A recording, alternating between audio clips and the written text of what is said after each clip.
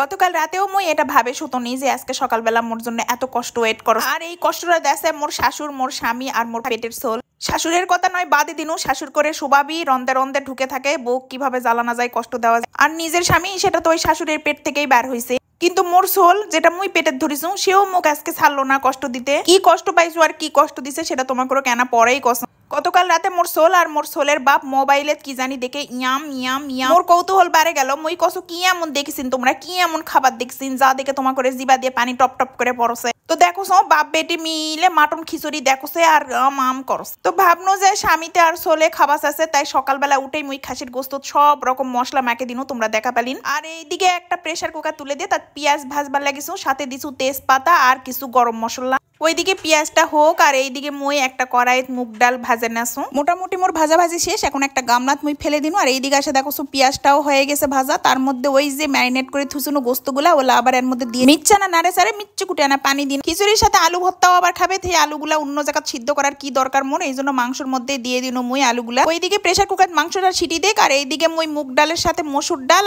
আর পরিমাণ মতো আতপ চাল নিয়ে নিন। এখন এই ডাল আর চালগুলা ভালো করে ঝাঁকানাকা করে ধুয়ে নেওয়া লাগবে। এখন একটা কড়াইয়ের উপর চুলা দিয়ে থুক্কু চুলার উপর কড়াই দিয়ে তার মধ্যে পেঁয়াজ তেজপাতা দারচিনি সাদা ফল দিয়ে তেল দিয়ে ভাজবা লাগনো। আমরা বেটি ছেলেরা স্বামী সন্তানের জন্য যতই করি না কেন দিন শেষে কিন্তু ফিডব্যাক তুমি ওই রকম পাবেন, যে যার অবস্থান থেকে স্বার্থ দেখবে, হোক না সেটা স্বামী বা সন্তান। দেখো মোর ভাজাভাজি শেষ, বেশি লাল করার দরকার নাই, হালকা না হয়ে আসলে মুই ওই পোলাওয়ের চাল আর ডালগুলা দিয়ে ওর এই ছোট মাথাতে যেটুকু আটকিছে সেটা হচ্ছে পৃথিবীতে সেই বেটি গুলাই সুখী যার করে বাপের অনেক ধন সম্পদ আছে। এই যে দেখো ছোট মাথায় ছোট মুখে যত বড় বড় কথা কোনো কোতে কোতে মোর খিচুড়ি হয়ে গেল। চাল ডাল ভাজে নিয়ে লবণ হলুদ মরিচের গুঁড়া দিয়ে গরম পানি দিয়ে দিছু পরিমাণ মতো, ওইদিকে খিচুড়িটা। আর এইদিকে মোর প্রেসার কুকারের গোস্তগুলাও সিদ্ধ হয়ে গেছে, তাই মই ঢাকনা খুলে নিয়ে এর মধ্যে যে আলুগুলা ছিল সেটা বাসে বাসে তুলে নিন। এখন গোস্তটা মই ভালো করে নাড়ে সারে কষে নিনু। খিচুড়ির গোস্ত মিচ্ছা না নরম সরম না হলে ভাল লাগে না, তাই মই কষে কাশে আবার ঢাকনা দিয়ে দিছু। এখন আর কষানোর দরকার, আর দু চারটা সিটি দিয়ে নেওয়া লাগবে যেন মাংসটা মমের মতন গলে যায় হাত দিলে। এইদিকে মোর খিচুড়িও মোটামুটি হয়ে গেছে, মুই একবার নাড়ে দাসু। ফাইনালি মুই কয়েকটা কাঁচামরিচ ছড়াই দিনু, ব্যাস মোর খিচুড়ির চাল ডাল সিদ্ধ হয়ে গেছে। এখন ফাইনালি প্রেসার কুকারের ঢাকনা খুলে নিনু, আর মোর মাংস সিদ্ধ করার দরকার। এখন এই প্রেসার কুকারের মধ্যেই মুই ওই খিচুড়িগুলা ঢালে দিমু যেন মাংসর সাথে ওশমিশ করে ভালো করে নেওয়া পারো। ক্যামেরাত কতখানি বোঝা যাচ্ছে মই বুঝা পারছো না, কিন্তু বাস্তবে কিন্তু দেখতে